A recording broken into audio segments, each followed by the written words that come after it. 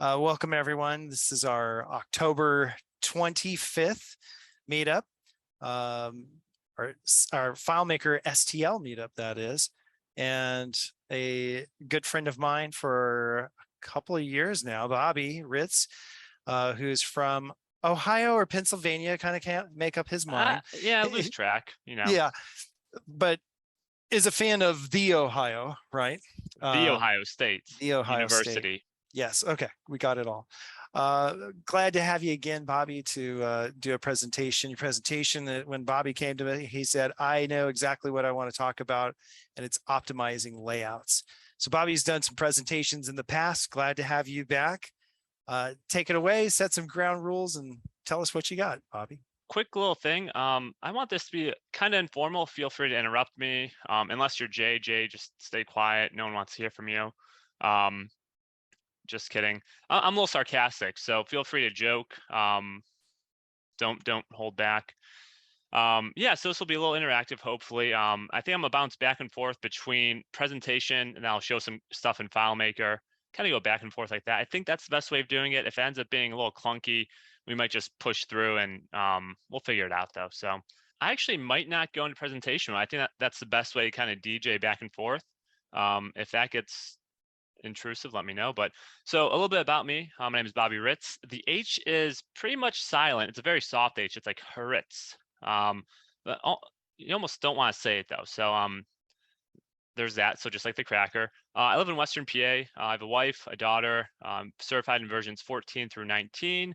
Been doing this professionally for about 8 years now, 2014. And I do enjoy dabbling. I like experimenting, and it's kind of great thing about FileMaker is that you can use it as a hub and reach around and do a bunch of other stuff. So our goal for today is to talk about general performance and layout optimization. We're going to discuss some methods for avoiding like what I consider the dreaded like scroll lag, which is where you're scrolling and then the screen isn't moving. It's like kind of horrible when it happens and very annoying and frustrating. So we're going to talk about some root causes of that and some methods to help mitigate that in your solution. I'm going to show you what I mean by screen lag, just in case you've been lucky enough to have never experienced it before. So I have a little sample database I set up, and it has almost 2 million records in it. It's hosted in a cloud environment, and it has a lot of complex conditional hiding and conditional formatting on it. You can see here there's some different colored things on here that mean something, who knows what, but we could see I'm scrolling while my hands are up. I was scrolling, and the screen is lagging behind because there's so much stuff it's trying to load. So that's what screen lag is. This isn't the worst case of it. I just kind of put this together quickly. I've seen some where you can't even get 5 records without it just freezing and getting some wheel spin. So that is what we mean by scroll lag. And really that's what we're trying to kind of, when I talk about performance, that's what I'm trying to avoid. There might be other symptoms of poor performance, but I think that's the one that's most noticeable for the user. So in general, we have a couple considerations. We do have a network consideration, the thing that we have to consider. So if so I have a server right here next to me. If my FileMaker instance was right there, we probably wouldn't have this issue. But nowadays with cloud servers and cloud services being as readily available and third-party providers being able to host our FileMaker servers, wherever, from wherever, you might actually have some distance between yourself and your server. And so the more distance between yourself and your server, obviously you're going to know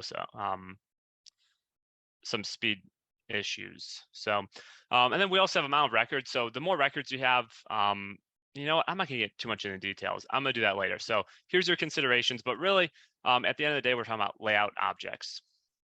And that's really what we're going to focus on and trying to reduce that. So just a little preview, these are our 4 considerations. I kind of dived a little bit into network, so sorry about that, guys. Got a little excited. So that's what we have here. You have your network considerations. So really, if it's on premise, it's probably gonna be faster, but that might not be cost effective, and it might be more cost effective to have a cloud. You also might have people accessing it from offsite. Um, you could have your server in Chicago and you could be in Pennsylvania, for instance, and there's going to be, it takes time for those data packets to travel, right? And that could affect what you're seeing on your screen. Database and record size, again, that's kind of a huge thing. So if you have 2 million records and you have another table of related data that has 2 million records, FileMaker needs to process that at some level.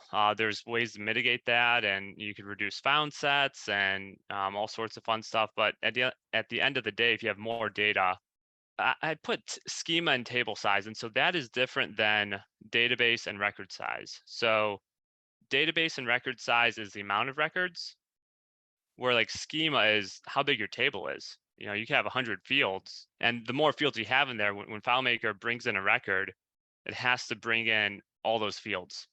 And so the more fields you have in your table, the larger the amount of data is, FileMaker has to process all that. So what you mean, just to unpack that a little bit more, Bobby, is that FileMaker doesn't have a mechanism of just displaying or just downloading the 5 fields that you might have on your layout in a 100 field table. It's going to give you the data for all 100 fields, right? Whether you're viewing them or not. Is that what you meant? At some level, yeah. So at some level, that there actually has to be some back and forth. I'm not sure on the back end if FileMaker actually has to what it does with all those fields. But yeah, I'm pretty sure that's how it works. Should that come up, I can speak to that if that comes up as a fine-tuned detail. But keep marching on your layout stuff, and I'm happy to wax on about how FileMaker moves data later.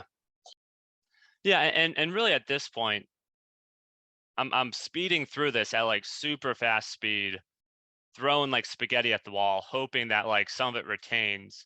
So that when we get to the fun stuff of actually looking at the layout, some of it makes sense. The only other thing I'll mention is that unstored calcs, if you have a lot of those, again, that's gonna bog the system down. And we move on to layout objects. So this is that fourth consideration. This is what we're probably gonna spend a lot of time looking at on layouts. So obviously the more stuff you have on your layout, the longer it takes to pull all that data in. But it's not even so much about the objects I've noticed. It's about like your data points, right? So, you could throw a bunch of rectangles on a layout on a list view, and it's not going to do too much. But if each one of those rectangles has a conditional hide option on it that looks at related data and, looks 5 table occurrences, across your database, that's the sort of thing that could bog the system down. So it's less about objects and more about the data points associated with those objects. I don't know if that makes sense. Hopefully I can elaborate on that. But really, this is the summary. This is kind of the more important piece. So you could have deficiencies in all 4 of these areas, right? So we have our 4 areas. You can have deficiencies in either one of those, and you're probably going to be okay, right? Because FileMaker is pretty good at what it does. But there is such a thing as a perfect storm. So imagine a solution that's hosted on the cloud that is huge. It might start off small, but as the company grew, what started off as a couple thousand records is now a couple million.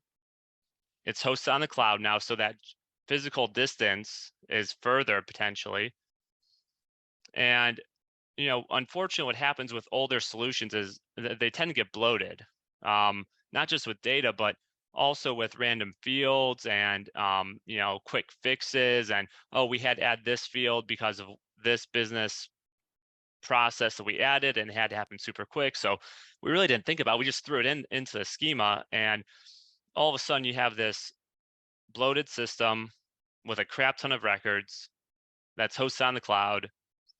Oh, and as we went along too, we kept adding little pieces of the puzzle onto our layout. So we had this incredibly complex system with complex layouts, and it's just not working. And it used to work, but now it's not, and it's just slow. And the users are frustrated because, again, it used to be fast, but it's just not anymore. So, like, what do you do?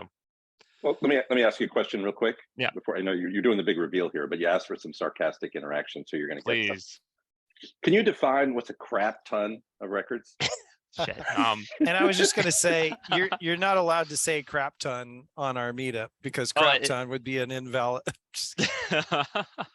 So it's somewhere between a metric crap ton and an American crap ton. No, so yeah, it's very relative, right? So in my mind, I think 500,000 is kind of where, in my mind, I start thinking that's a lot of records. You might start seeing some performance hit. You know, for this example, for what I'm about to show you here, I think I used 2 million. But it's tough to really put a number on it because it's not just the amount of records. It can be how many fields you have in that table, right? So it's how wide that table is. You know, so it could get, you know, 500,000 might be okay in one instance, but then, or I'm sorry, 2 million might be okay in one instance, where, you know, in another instance, 500,000 might be too much. It's very relative, but I don't know if that helps. Muddies the waters maybe a little bit. And that's kind of the thing I noticed within my speed investigations is that it tends to compound. If you have one issue, one of those issues I highlighted, you're probably okay. If you have 2 or 3, yeah, you might start noticing a couple things. And then if you have all 4, that perfect storm, you know, some of your list layouts might be, you know, a little bogged down, so to speak. So in summary, yeah, again, you could have all those and you'll be okay. But if you have the perfect storm, that's when things go wrong. So then the problem is how to solve. And network changes, you can't always change your network instance. You know, sometimes you have to go to the cloud because it's cheaper. Sometimes the server is, you know, far away from you because that's where your company headquarters are and you're remote, right? If the company's headquartered in Washington, D.C. and you're working in California, you know, what are you going to do? So that's usually the hardest one to change. So then, you know, if we keep going kind of down this list and we say, okay, well, how can we reduce the amount of records in our system? And there's ways to do that, right? You can archive things, and that helps to pool. And what I mean by archive is actually set up like a shadow database where you could delete records in your main one, but then right before you delete them, you create a copy in your archive database. So you're deleting them from the main database and putting them into like an archived file.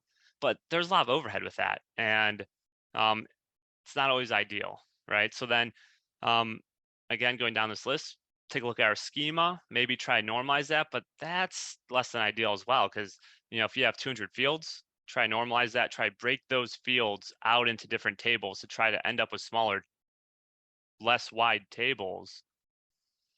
It's prone to error, and then it's very time intensive, and it introduces other complexities that are less than ideal. So a lot of times the easiest thing to do is to just try to fix the layout itself, and try to make the layout more efficient so that overall you don't have that lagginess, that bugginess when you interact with the system.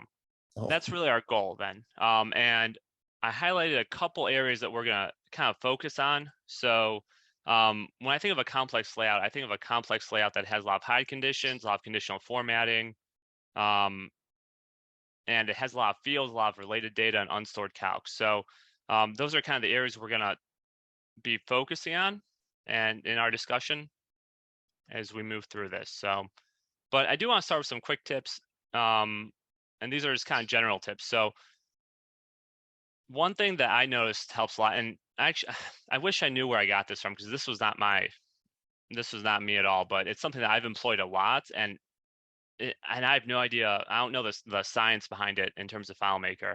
But if you use merge fields on a layout instead of the actual field object, it tends to load quicker. I don't know if it's how FileMaker. I imagine it's because FileMaker needs to store some sort of reference, but that seems to make a huge difference when we talk about improving speed. one that's easy to do is to disable quick find if you're not using it, or be very smart about what fields you're looking for. That's usually a good one. We have one here just for WebDirect. So if you use a theme, if you have a WebDirect solution that's slow, you could use a theme, and that will actually reduce the amount of CSS and HTML that FileMaker has to bring in to that FileMaker WebDirect session. One thing that I've done a lot that helps is cache data wherever is possible. So I mentioned unstored calcs, so and specifically what I mean by an unstored calc is if you have a contact database, you have your contact table, and you could have another table for like phone. It's related. You might have a calculated field in your contact table for that phone number, right? So that way you don't have to hop across into another table to view that. But that would be an unstored calc. And again, too many of those in a large system you might experience some of that lagginess. So, and especially on layouts, you'll notice it. And so if you cache that data, if you actually have a static field set to store that number statically, and you put that on the layout, you'll see some improvement. But there's some complexities with that. I'm hoping to get to that.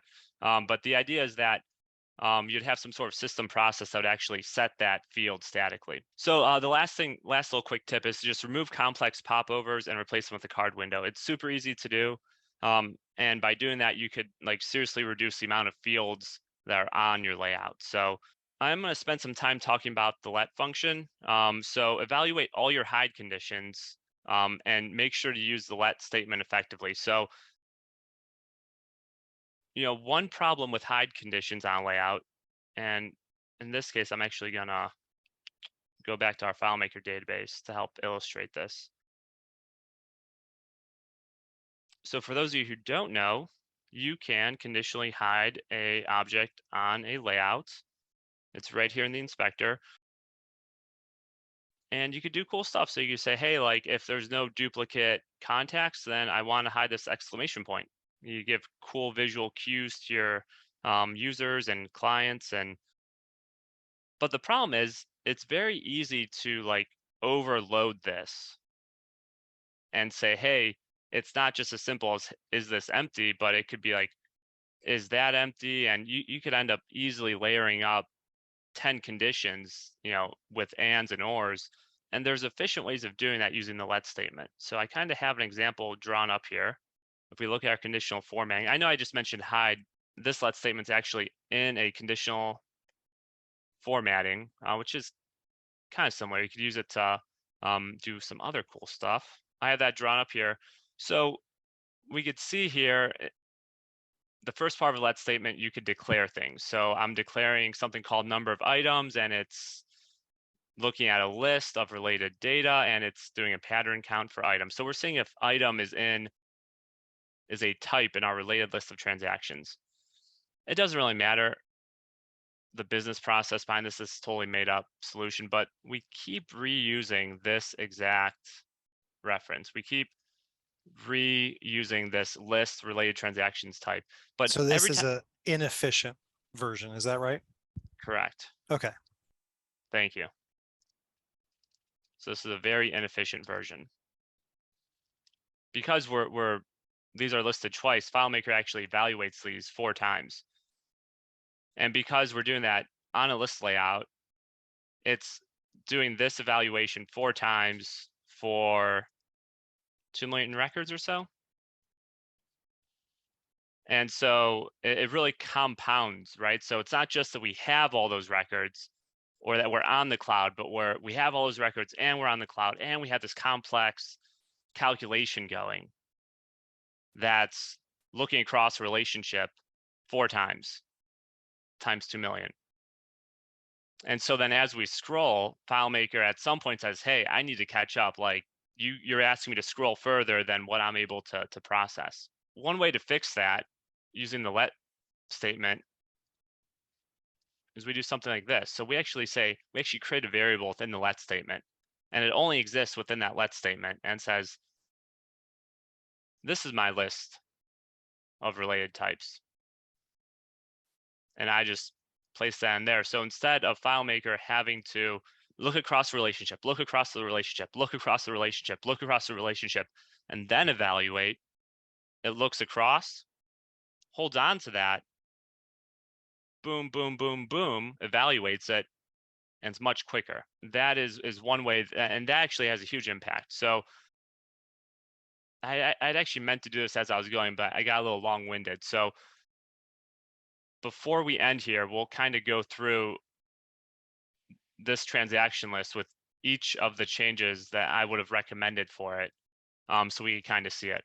That is how you could use a let statement effectively on a layout to help the overall speed of it. I mentioned here caching your hide conditions. So that's the other cool thing you could potentially do. I won't be able to fully flesh this out. We'll get to caching later.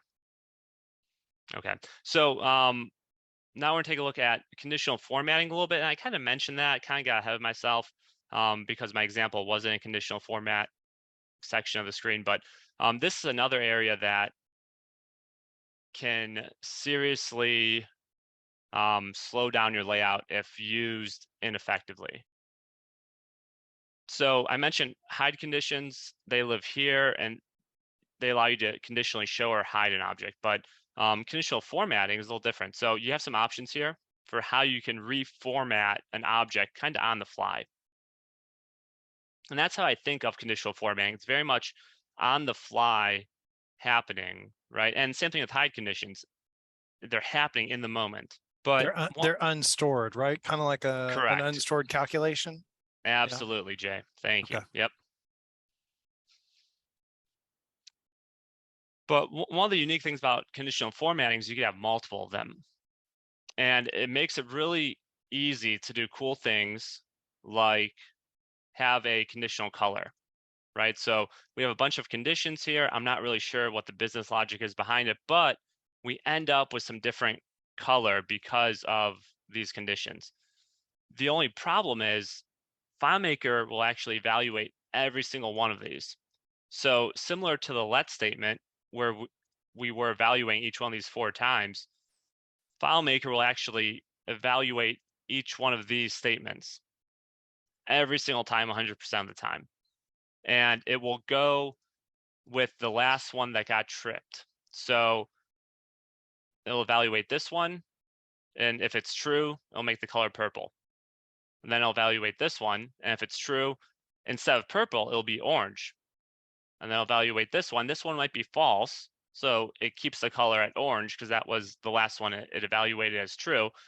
But then it goes back to this 4th one, and that one might be true. And so then it's blue. But the key here is that it has to evaluate all of those every single time. And so if you have something in here that's a little complex, again, it's gonna have to do that every single time, every single record and every single layout over a cloud. And you can see the pattern here where we keep building up this accumulation of stuff that FileMaker has to do.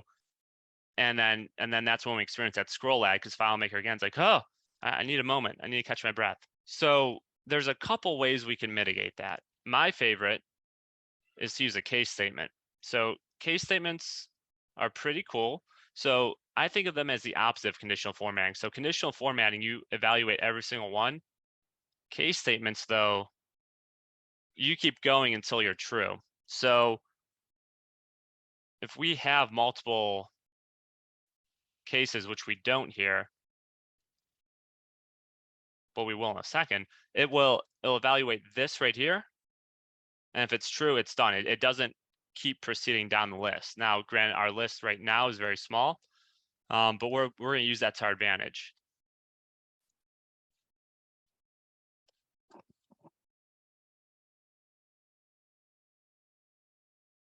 So we have this let statement that we just looked at, and we made the let part of it more efficient. Now we're going to make a more efficient case statement by giving ourselves an easy way to do an early exit.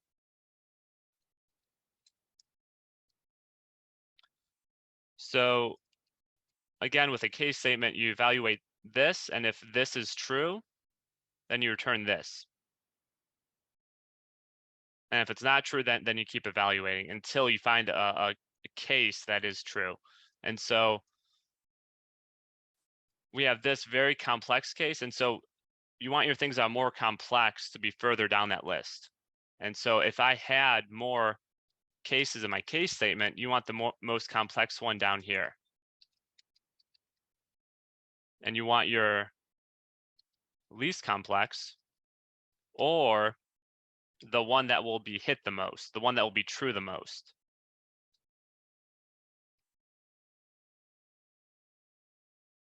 And so then when FileMaker is evaluating all of these, right? Because again, FileMaker has to evaluate every single one of these conditional formatting statements.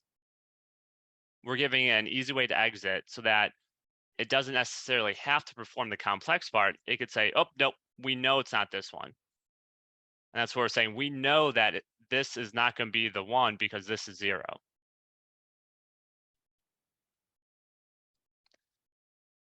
And so let me see if there's anything else I want to show off. Do we have any questions at this point? Everyone good? Everyone still awake?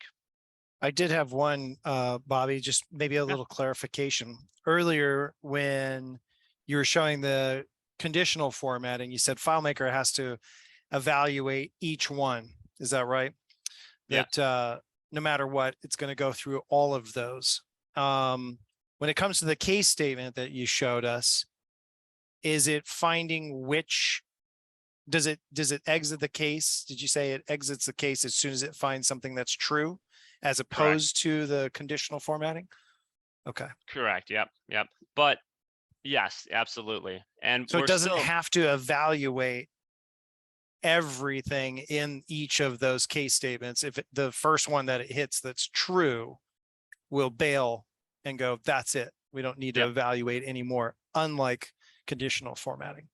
Yeah. You've got a Absolutely. raised hand in your chat too, just something to be aware of. Yeah. Oh, geez, Beverly, I'm so sorry. you were polite. Just so I could help illustrate what is there real quick. So we essentially have 5 conditions, and each one of those conditions is a different version of this case statement we've been working on. And then if one of those gets triggered, it will change the color and possibly the fill color of this button bar that we have. So let me hop back to my presentation, see if there's anything I'm missing. Nope, I think that is it for now. So we're going to kind of recap what we've done. So here's the original.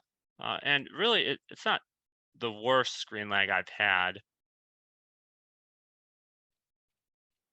Right now, it's actually going pretty snappy, of course. That's how these things work. But you can see kind of as I go down, it is getting bogged down a little. Earlier, that was happening much quicker. I was getting about to 60 records, and then I would start getting that spinning wheel. 60 records in, as in, I would scroll, see where I was, and it'd be at 60 records where that spinning wheel was happening. Well, I'm kind of stuck spinning right now, as a matter of fact. Oh, there we go. So the first thing I did on this layout was I changed all the fields to merge fields. And if you don't know where those are, an easy way to get to them is to go up here to insert, and then you get hit all the way on the bottom. There's an option that says merge field. And then that will give you a dialog to pick a field. And then if you select that field, it will show up on here. And so first thing I did was I replaced all of my fields on here with merge fields and made it quite a bit snappier. Still had some lag issues. And we could see, I think, like, I'm still going. The screen is still reacting, and now we're getting some screen lag. Typically, when I test this, I'll actually have like a stopwatch with me and see when that lag happened. My stopwatch is unfortunately upstairs.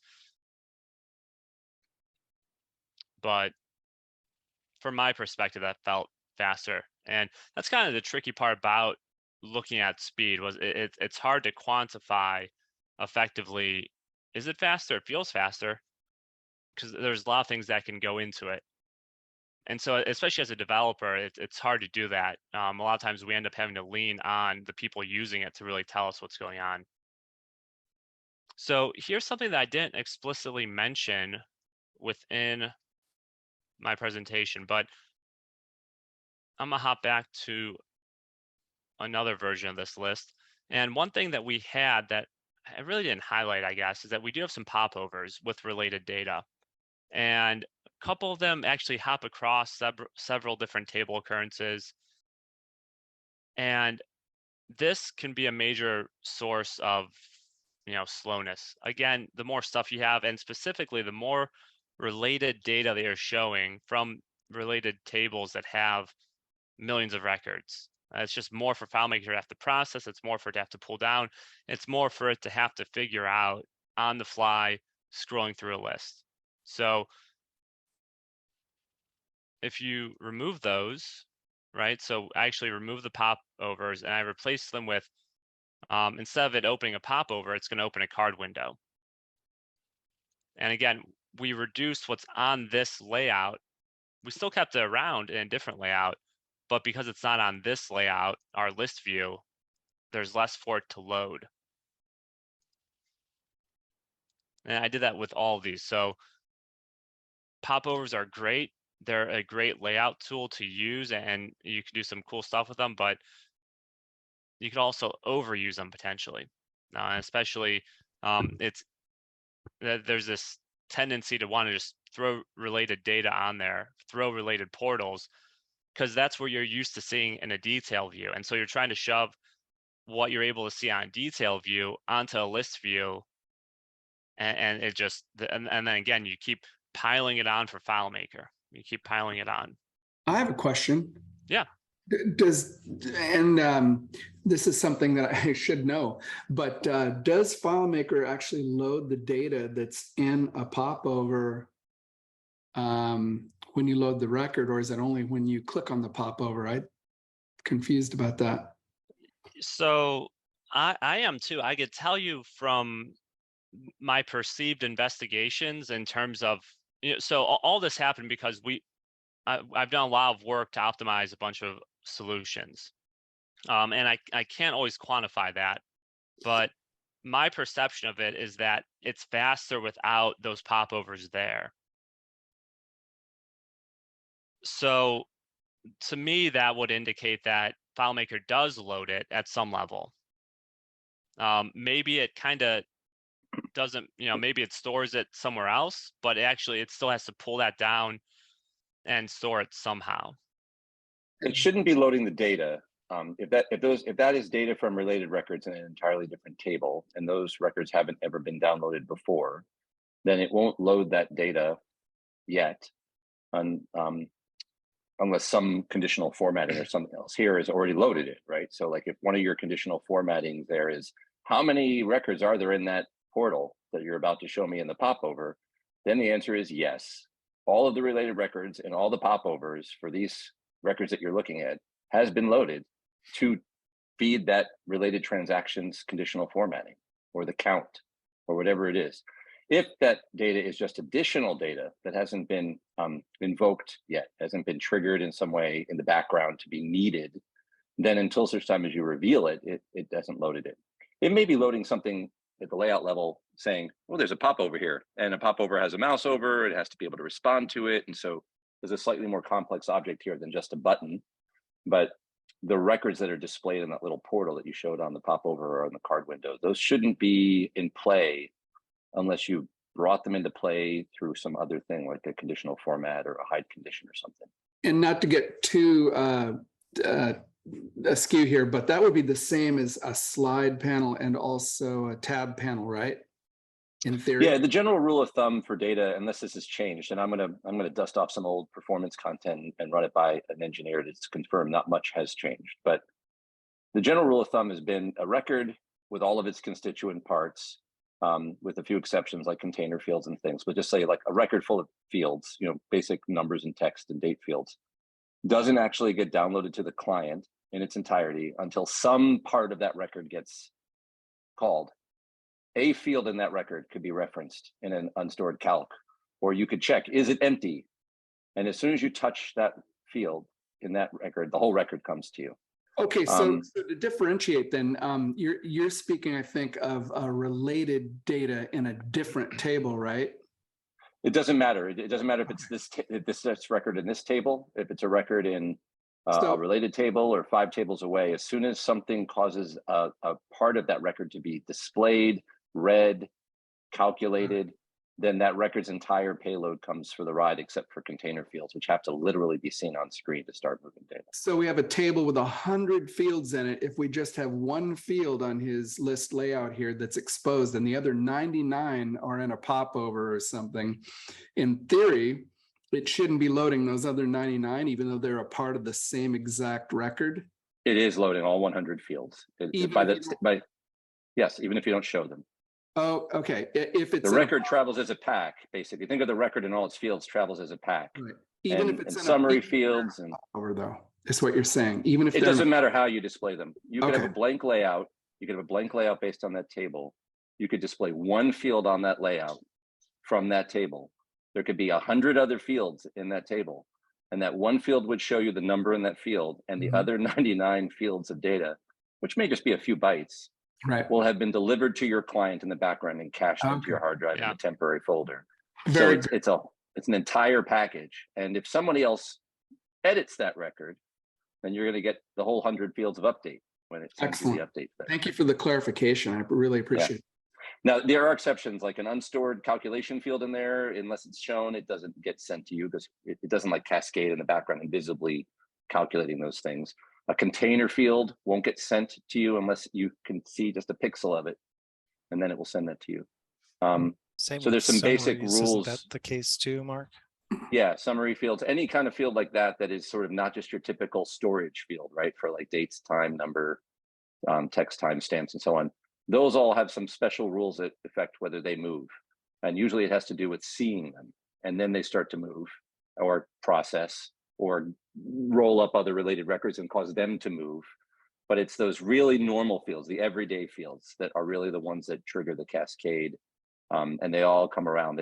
They work. I like to think of them as all like locked at the elbows. Like you can't get one text field without taking all of its buddies with them. Very cool. Thank you, Mark, for jumping in too. That's it's always interesting learning the kind of behind the scenes, under the hood stuff. Mark did a great job of explaining how the data actually works, but still removing those objects seems to have an impact on speed, actually removing those popovers. And it very well might be that maybe somehow we were referencing the data when I was doing those, but I know there are multiple examples where just removing the popover seemed to help. And again, that's the tricky part about doing this sometimes, is that a lot of it's perception. I'd be interested at the end of this if anyone has good ways of testing speed. Well, one thing to remember about popovers is the CSS for the popover is still loading. So if you have a lot of popovers on a layout, particularly a list view, even if you're not displaying the data, and even if we were able to demonstrate that the data itself is not being brought over, the CSS to show those popovers is, and that affects load speed. Not as often on FileMaker Pro as like WebDirect, but if you do enough of it, it can affect FileMaker Pro too. So it's reloading the CSS for every single record for the popover? It would just be referencing that first one in cache, wouldn't it? If it's the same exact popover in each record, or am I wrong? I'm not sure exactly how to describe it, other than the CSS required to display the popovers is being loaded even if you never actually open the popover. Okay. You know, Mark mentioned how it has to load in that entire record, you know, the whole 100 fields, even though you might only have one. It has to transmit that from the server onto your machine, and, you know, assumingly it caches it or does something with it. But I think there's another layer within FileMaker where it actually pulls that field up on here. And I think that there's slight performance gains that you can get from that. At least that's, again, I can't quantify that, but that's always my intuition on it. That's how I think of it, at least. It's a harder one to measure, but each layout object has a cost, right? It has a certain amount of information that's used to describe it. And even if they share some common theme and CSS elements, right? If the whole theme loads and the theme has a, well, how do you describe and define a popover?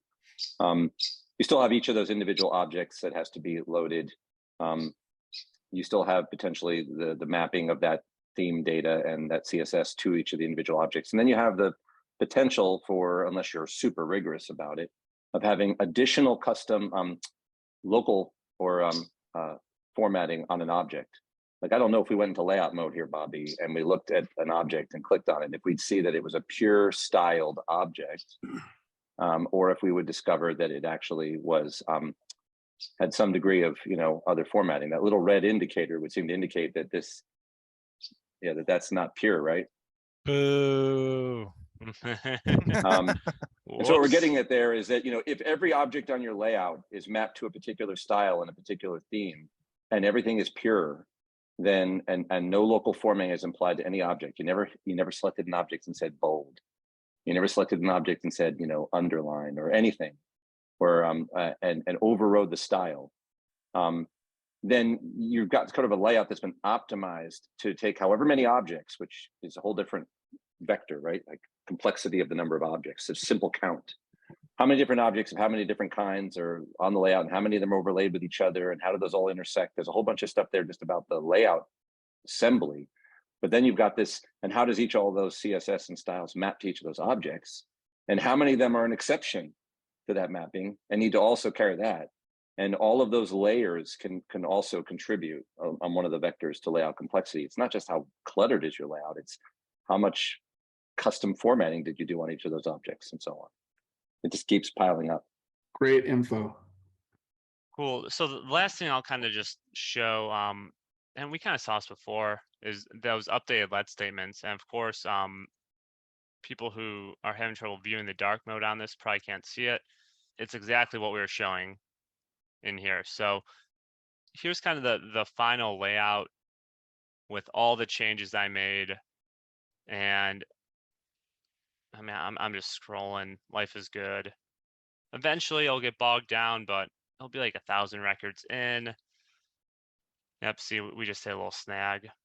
Maybe not quite 1,000, but really that's the goal. So like most of your users, okay, I'm 300, so not quite 1,000, a little bit off. But really the goal is to try to have your users be free of that lag for as long as possible, because really they're not going to be scrolling through millions of records at once.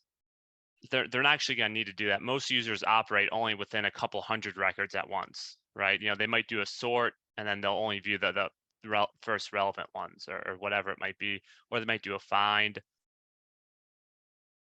But again, we're trying to reduce that build up of stuff that FileMaker has to do in order to try and make things faster. And it's possible to do. I mean, it takes a little bit of work. I didn't even get into caching data and caching hide values, pretty much just because we ran out of time, and maybe I tried putting too much into this. But there's a whole nother conversation about, instead of having unstored calcs, caching that data. And you could even cache things like your hide condition. So instead of having this evaluate, this complex let statement, instead of having that evaluate on the fly every single time for every single object, there's ways we could cache that and just put the result into a field and just be smart about how we update that field. If you know that the data only gets updated at certain times by certain processes, then you could be really, really smart about it. And for the user, it's like there's no difference, except for it's faster and they're happier. So, but I feel like that's a whole nother conversation. But I am interested though, if anyone has any other thoughts, questions. One thing that I've always struggled with this is trying to quantify speed improvements. So one common test that I will do is I will close the file, reopen it, and then I will run a performance test where I just loop through. I'll create a script and just loops through like something like 20,000 records, measure how fast it was, and then I'll repeat. But the tricky part with that is that you actually have to close the file, because the way FileMaker caches stuff, once you loop through that first 10,000 or 20,000, most of that data is cached. And the second time you do it, it's so much faster. So I'm interested if anyone has any thoughts on that, or just general questions, comments. You actually need to go even a little further than that. Since FileMaker 15, I believe it is, FileMaker caches the data it loaded to you in a hidden folder, temporary items, encrypted, for up to 15 days, I think, which is why the second login, the third login will come back after a week out and you log into your main database, why it's so snappy and peppy. Because it checks, it says, oh, has anything changed? Oh, layout hasn't changed. Great, I have all that data already. Oh, the structure hasn't changed. The scripts haven't changed. Oh, there's some new data in this table. I'll dump that and I'll grab the new data. It does what it needs to do to kind of accelerate your loading process. I believe, unless you just wait a really long time between your tests, I think, by that I mean like 16 days. I think you're going to need to, I think when I used to do testing of this with Wireshark to test it, it would be like, launch the file, run your test with your timer, quit the file, quit FileMaker, go to the hidden folder under temporary items on Mac or Windows, delete the contents of the folder, then go back to FileMaker and start again. And then you really started empty-handed every single time, because there is this hidden cache of data on your local machine or your iOS device. Maybe your browser, I don't know about that one. That is this sort of secret weapon Claris has to speed things up and can complete your second and third tests. Hey Mark, quick question on that, which would be, if you were to restart the server, does that impact the testing environment at all? Or since you've been using it on a local machine, would it still retain that cache irrespective of the server conditions? I don't think that restarting the server would affect the local cache for the user. So I'm going to go with that. I don't think so. I don't know to what degree that would affect the local cache on the server either. That's a question, an answer that's faded out of my brain over the years. I need to go back and look that up. But the server itself has a cache that it manages both in RAM as well as on the hard drive to also accelerate performance. And it's even possible that rebooting the server would retain the cache that it had, so that when you brought the files back up, it didn't have to reread everything into hard drive to serve it up. But I don't think the server reboot would have any negative effect. I don't think it would wipe the slate clean. I think it'd start over. I think renaming the file would give you a fresh start, because it would see it as a new file. But even that is based on an assumption here. I don't remember if it had a file ID. I want to say that those temporary items are stored on a per solution basis, and that solution may be literally its literal name when you launched it. So we're getting into the weeds. So either way, I'm just saying for your tests, Bobby, you definitely want to find that temporary items folder. It's hidden on your computer. You can do a search for hidden folders and find it. I think it's even pretty easy to identify the FileMaker cache files in there by name and just nuke them. Or you'll see them get created when you open a file, and then you just pick them out and delete them. Yeah. So it's really interesting then, because even within my testing, so I hadn't done that. The first time is still significantly slower than the next couple. So there has to be like an additional level of cache, or not caching, but just how FileMaker utilizes that data, because because I'll do the testing, and the first time it's always like hundreds of milliseconds slower typically, or by a factor of 100. Like, it's significantly slower. So I'm curious. I'll have to do that and see if there's an even an even slower layer that I haven't even discovered yet. You know what I mean? Yeah, it's hard to control for all the variables too, right? If you're working remotely on a server and everything seems great, and your ping time is like steady 7 milliseconds, and then you run your 7th test and you didn't know it, but like a freight train of data moved through your neighborhood, and now you're at 49 milliseconds during this test. So it's the Wild West. But if you do test it like on a local server, or even a server running on your own box where you can control and limit some of those external variables, you could make one change on the layout and the whole layout has to be reread to the client. And that could be like 10 or 15 milliseconds of the load time, that makes the second test not as accelerated as you thought it should be. And that's because you moved something on the layout and it discarded everything it knew about the layout and pulled the layout down again. There's this whole way that it kind of decides how to store what it thinks isn't changing, and how it can then dump and refresh that when it detects it has changed, and all that happens at load time. So it happens very quickly, and that's the dark magic of what the engineers have done. There's also the release debug flags that you can turn on. I can't find the blog post from Soliant about it, but there are some flags that you can put into that text file, and then you put that text file at the root level of your application, at the same root level of your FileMaker application. And then what happens is you will get an output of a file called dbdebug.log, and I can post at least the flags that you can put into this file, and the name of the file. So the two flags that you'd want to put into the file are these two: force output and remote calls. And what that will do, oh, thanks, Mark. Yeah. And what that will do is locally on your machine, you'll be able to see all the traffic that's going to and from the server. And so you can experiment with that and combine that with what Mark said, which is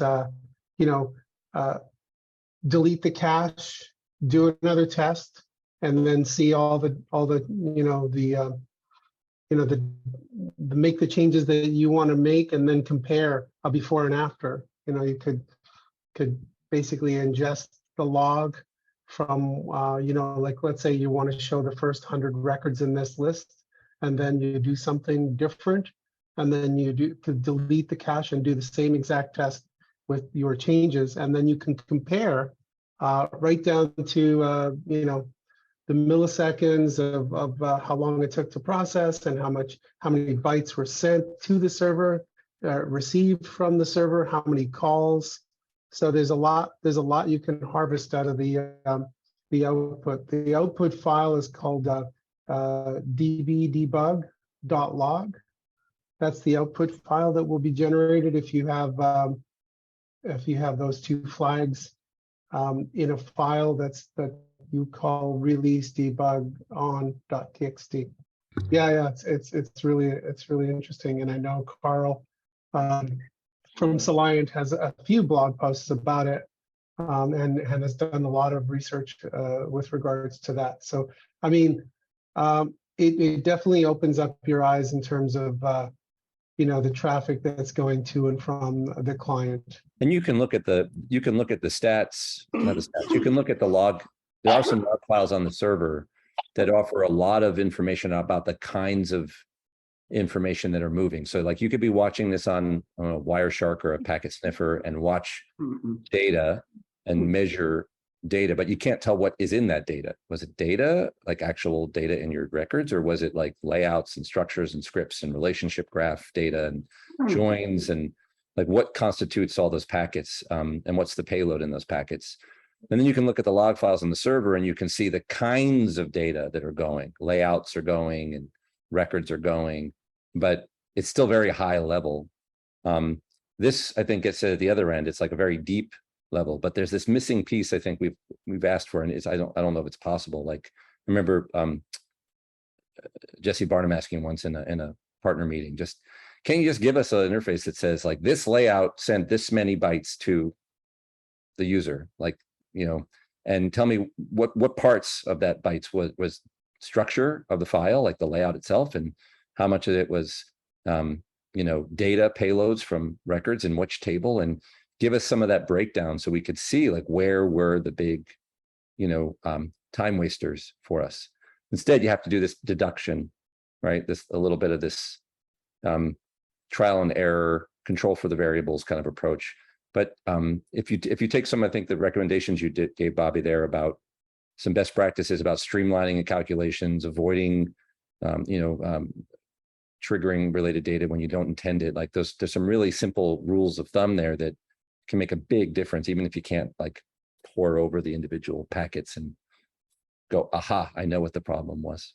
Couldn't have summarized it better myself. That's a great place to end on. Thank you, Mark. I guess, are there any more questions on anything? It looks like we are at time, so that's perfect. DJJ, do you have anything say in terms of closing. Thank you, everyone. By the way, this has been great. Yeah, thanks for bringing the topic to the table, Bobby. It's always fun to talk. Thanks, about Bobby. under And the thank you, hood. everyone. I have to go, but thank you so much. I learned a ton today. I really appreciate it. Awesome. Yeah, We'll make thanks, sure to get Bobby. this video up online on YouTube as soon as we get word that it has been processed and we get a chance to update it. We've got 2 more meetups for 2022. We've got a November meetup, still working on the title there. We had a presentation ready and then had a date conflict with the presenter, but we'll try to iron that out very quickly. That's the November meetup.